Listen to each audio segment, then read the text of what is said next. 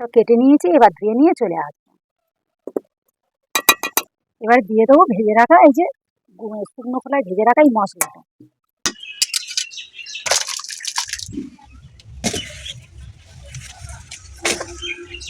কার সুজাতা হেসে লুইট ভিলেজ ফুডে আপনাদের সকলকে স্বাগত জানাই।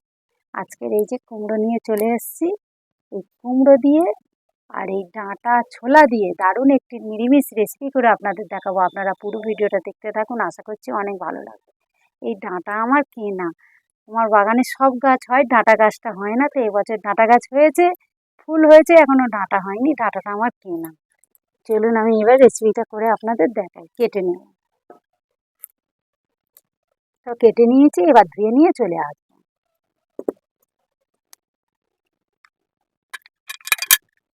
তরকারির জন্য একটা মশলা বানিয়ে নেবো। এটা কুমড়োর তরকারি, খুব সুন্দর, এটা দিলে খেতে ভালো লাগে।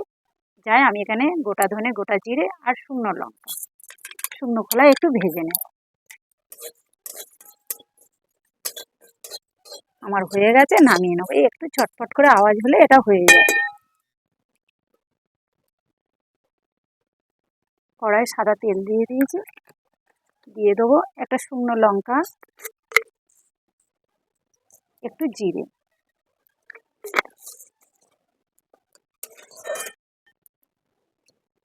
ফোড়ন হয়ে গেছে। এবার আনাজগুলো দিয়ে দেবো।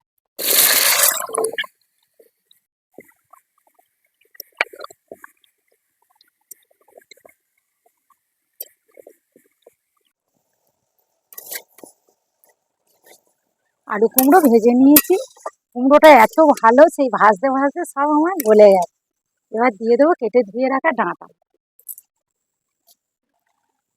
দিয়ে দেবো ভিজিয়ে রাখা ছোলা,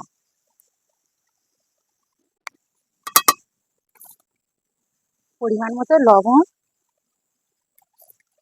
হলুদ গুঁড়ো আর চিনি।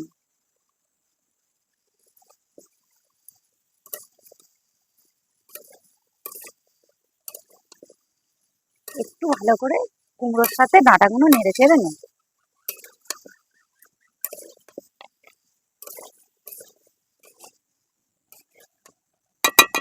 এবার দিয়ে দেবো ভেজে রাখা এই যে শুকনো খোলায় ভেজে রাখা এই মশলাটা। এটা এই কষার সময় দিলে খেতে ভালো লাগবে, সেন্টটাও খুব ভালো হবে।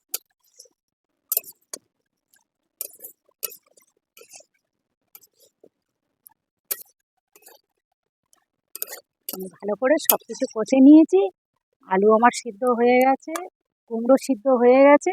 একটু সামান্য জল দেবো, এটা মাখা মাখা হবে, খেতে ভালো লাগবে। ব্যাস, আর জল দেবো না। এটা এবার চাপা দিয়ে এটা ফুটিয়ে নেব।